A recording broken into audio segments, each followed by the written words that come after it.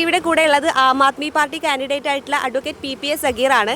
നമുക്ക് ചോദിക്കാം, എങ്ങനെയുണ്ട് ഈ തെരഞ്ഞെടുപ്പ് പ്രചരണങ്ങളൊക്കെ? ഈ തെരഞ്ഞെടുപ്പ് പ്രചരണം വലിയ ആവേശമാണ് ആം ആദ്മി പാർട്ടി പ്രവർത്തകർക്കും സ്ഥാനാർത്ഥിയായ അഡ്വക്കേറ്റ് PPA സഗീറായ എനിക്കും നൽകുന്നത്.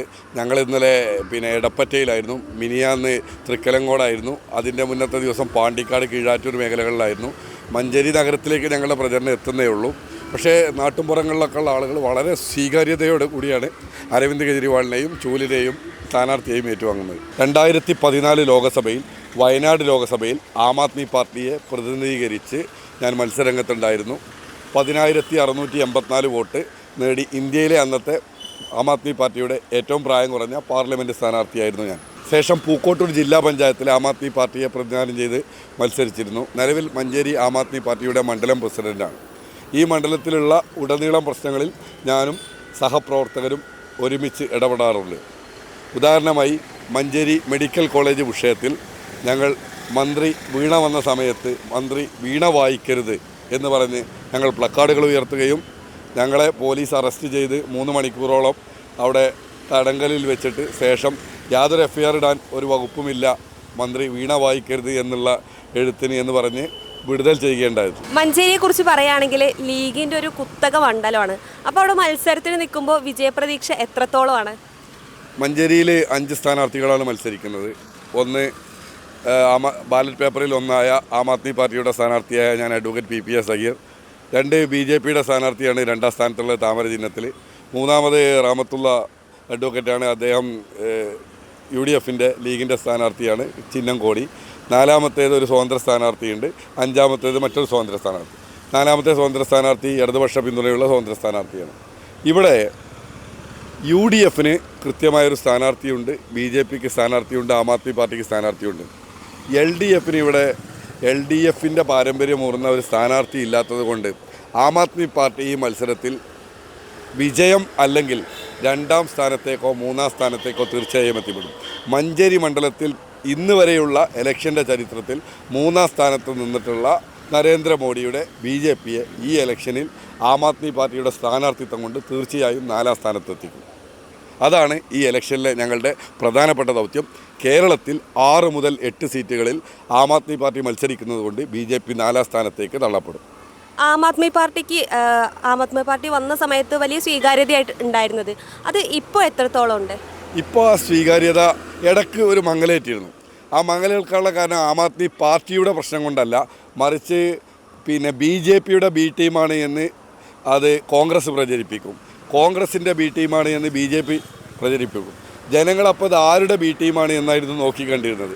ആം ആദ്മി പാർട്ടിയുടെ പ്രധാനപ്പെട്ട നേതാക്കന്മാരായ അരവിന്ദ് കെജ്രിവാൾ, സഞ്ജയ് സിംഗ്, മനീഷ് സിസോദിയ, സത്യേന്ദ്ര ജെയിൻ ഇവരെയൊക്കെ BJP കള്ളക്കേസിൽ കുടുക്കി ജയിലിലടക്കുകയും അപ്പോൾ ജനങ്ങൾ വിശ്വസിച്ച് ഇങ്ങനെ ഒരു കേസ് അഴിമതി ഉണ്ട്, കോടതി ഇതിനൊരു കടലാസിനും തെളിവില്ല, ഒരു വ്യക്തി സാക്ഷിയുമില്ല എന്ന് പറഞ്ഞ് വെറുതെ വിട്ടപ്പോഴാണ് ആം ആദ്മി പാർട്ടിക്ക് അതൊരു ക്ലീൻ ഇമേജ് ആയിക്കൊണ്ട് ഇപ്പോൾ ഭയങ്കര പ്രയാണമായിട്ട് ആം ആദ്മി പാർട്ടി മാറുന്നത്.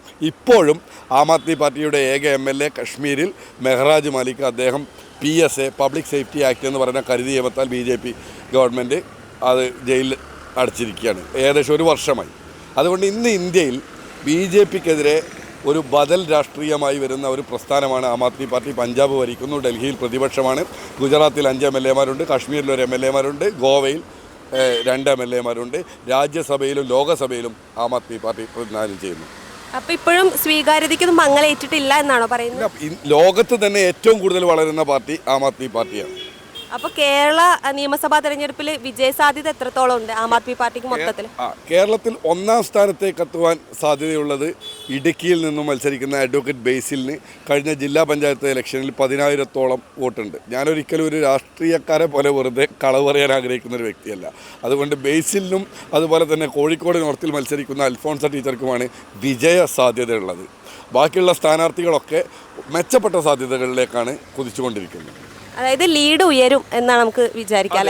ആം ആദ്മി പാർട്ടി നിലവിലുള്ള ഈ ഇലക്ഷൻ്റെ റിസൾട്ട് ചിത്രങ്ങളെ മാറ്റിമറിക്കും. നമ്മൾ മഞ്ചേരി മണ്ഡലത്തിലേക്ക് തിരിച്ചു വരികയാണെന്നുണ്ടെങ്കിൽ മഞ്ചേരി മണ്ഡലത്തിലെ ആം ആദ്മി പാർട്ടി എന്തൊക്കെയാണ് ഇതുവരെ ചെയ്തത്, ഇനിയിപ്പോൾ തെരഞ്ഞെടുപ്പിൽ വിജയിക്കുകയാണെന്നുണ്ടെങ്കിൽ എന്തൊക്കെയാണ് ചെയ്യാൻ പോകുന്നത്? മഞ്ചേരി മണ്ഡലത്തിൽ വ്യക്തിപരമായി ആം ആദ്മി പാർട്ടിയുടെ മണ്ഡലം പ്രസിഡന്റ് എന്നുള്ള രീതിയിൽ ഇവിടെ ഈ നഗരത്തിൻ്റെ സൗന്ദര്യവൽക്കരണത്തിൻ്റെ ഭാഗമായിട്ട് ഈ ബൈപ്പാസിലുള്ള കൽത്തൂണുകളിലൊക്കെ പിന്നെ ഞങ്ങൾ ചെടികളും മറ്റും വെച്ച് പിടിപ്പിച്ചിരുന്നു. അതിൽ കുറേയൊക്കെ ഞങ്ങൾക്ക് ആളുകൾ എടുത്തുകൊണ്ട് നഷ്ടപ്പെട്ടു പോയി. പിന്നെ മഞ്ചേരി മെഡിക്കൽ കോളേജ് വിഷയത്തിൽ ഞാൻ നേരത്തെ പറഞ്ഞു, നിരന്തരമായി ഞങ്ങൾ ഇടപെടാറുണ്ട്. ഇവിടെ ഈ ഇലക്ഷനിൽ മത്സരിക്കുന്ന ഞാനല്ലാത്ത മറ്റ് സ്ഥാനാർത്ഥികൾക്ക് ഈ മണ്ഡലത്തിലുള്ള ഒരു പ്രവർത്തനത്തെക്കുറിച്ച് ഒന്നും പറയാനുണ്ടാവില്ല.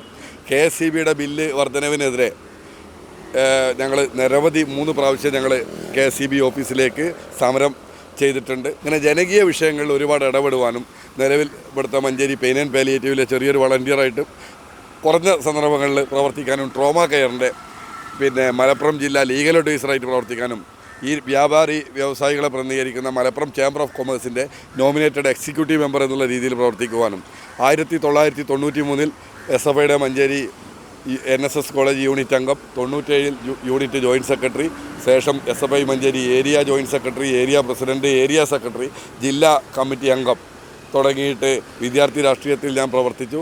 ശേഷം DYFI എന്ന് പറയുന്ന പ്രസ്ഥാനത്തിലായിരുന്നു പ്രവർത്തിച്ചിരുന്നത്. അരവിന്ദ് കെജ്രിവാളിൻ്റെ സ്വരാജ് എന്ന് പറയുന്ന പുസ്തകം വായിച്ച അതിൽ ആകർഷണമായിട്ടാണ് 2013 ആം ആദ്മി പാർട്ടിയിൽ ജോയിൻ ചെയ്യുന്നത്. താങ്കൾ ഈ തെരഞ്ഞെടുപ്പിൽ ജയിച്ചു കഴിഞ്ഞാൽ, അല്ലെങ്കിൽ ഈ തെരഞ്ഞെടുപ്പ് കഴിഞ്ഞാൽ എന്തൊക്കെ മാറ്റങ്ങൾ മഞ്ചേരി മണ്ഡലത്തിൽ കൊണ്ടുവരും? ഞാൻ ഓപ്പണായിട്ട് പറയുകയാണെന്നുണ്ടെങ്കിൽ ഇന്ന് വരെയുള്ള ട്രെൻഡ് അനുസരിച്ച് ഈ ഇലക്ഷനിൽ ഞാൻ ജയിക്കാനുള്ള സാധ്യതയില്ല. ഒരു പക്ഷേ ഞാൻ 3-ാം സ്ഥാനത്തോ 2-ാം സ്ഥാനത്തോ ആയിരിക്കും. ഞാൻ പരാജയപ്പെട്ടാൽ പോലും ഞാനിപ്പോൾ ഒരുപാട് ക്ലബ്ബുകളെയൊക്കെ പരിചയപ്പെട്ടിട്ടുണ്ട്. ഈ ക്ലബ്ബുകളെയൊക്കെ ഉപയോഗിച്ചുകൊണ്ട് ഞാൻ ഭാഷ നൈപുണ്യത്തിന് വേണ്ടിയിട്ട് ഇംഗ്ലീഷ്, അറബിക്, മറ്റു ഭാഷകളുടെ നൈപുണ്യത്തിന് വേണ്ടിയിട്ട് ഇവിടെയുള്ള ഇൻ്റർനാഷണൽ സ്കൂളുകളൊക്കെ ആയിട്ട് സംസാരിച്ച് വെച്ചിട്ടുണ്ട്. അവരതിന് കുട്ടികളെ, ജനങ്ങളെ ട്രെയിനിങ് ചെയ്യാൻ വേണ്ടിയിട്ട് സ്ട്രീറ്റ് സ്കൂളുകൾ സ്ഥാപിക്കും. അതിനെൻ്റെ വിജയം പ്രശ്നമില്ല. അതുപോലെ തന്നെ ഈ കുടിവെള്ള പ്രശ്നത്തിൽ ഞാൻ പറഞ്ഞല്ലോ നേരത്തെ, പിന്നെ 10,000-കണക്കിന് ബിസിനസ് സ്ഥാപനങ്ങൾ ഞാനുമായിട്ട് കണക്റ്റഡാണ്. കോഴിക്കോട് സ്റ്റോറീസ് ഫർണിച്ചർ, മഞ്ചേരി കസവ് കേന്ദ്ര, ഇതൊക്കെ ഇതിൽ ഉൾപ്പെടും. അപ്പോൾ ഈ സ്ഥാപനങ്ങളുടെയൊക്കെ CSR ഫണ്ട് ഉപയോഗിച്ചുകൊണ്ട് മണ്ഡലത്തിൽ ഒരു വ്യക്തിക്ക് പോലും വരും കാലങ്ങളിൽ കുടിവെള്ള പ്രശ്നം പരിഹരിക്കുവാൻ വേണ്ടിയിട്ടുള്ള നടപടി സ്വീകരിക്കും. പിന്നെ അന്യായമായി നമ്മളുടെ പണം അപഹരിക്കുന്ന 4 ലക്ഷത്തിൻ്റെ ബസ് സ്റ്റോപ്പ്, അതുപോലെ 5 ലക്ഷം 4 ലക്ഷം രൂപയുടെ മിനി മാസ്റ്റ് ലൈറ്റൊക്കെ പരസ്യങ്ങൾ ഉപയോഗിച്ചുകൊണ്ട് നടപ്പാക്കുവാൻ വേണ്ടിയിട്ടുള്ള സമര പോരാട്ടങ്ങൾ നടത്തുകയും അതിനു വേണ്ടിയുള്ള ജനകീയ പദ്ധതികൾ നടപ്പാക്കുകയും ചെയ്യും. ഒരിക്കലും ജനങ്ങളുടെ പണം ദുർവിനിയോഗം ചെയ്യുവാൻ സാധിക്കില്ല. പാവപ്പെട്ടവൻ ഒരു വീട് കയറ്റുകയാണെങ്കിൽ സർക്കാർ കൊടുക്കുന്ന വെറും 4 ലക്ഷം രൂപയാണ്. ചില്ലില്ലാത്ത, അലമാരയില്ലാത്ത, അടുക്കളയില്ലാത്ത ഒരു ബസ് സ്റ്റോപ്പിന് അതിനും 4 ലക്ഷമാണ്. അപ്പോൾ ഇത്തരം അഴിമതികൾക്കെതിരെ പോരാടും. അഥവാ ഞാൻ വിജയിച്ചു കഴിഞ്ഞാൽ ശമ്പളം പോലും ഞാൻ പറ്റാത്ത ഏറ്റവും നല്ല ജനക്ഷേമം നടത്തുന്ന ഒരു MLA ആയിരിക്കും ഈ PPS സഗീർ.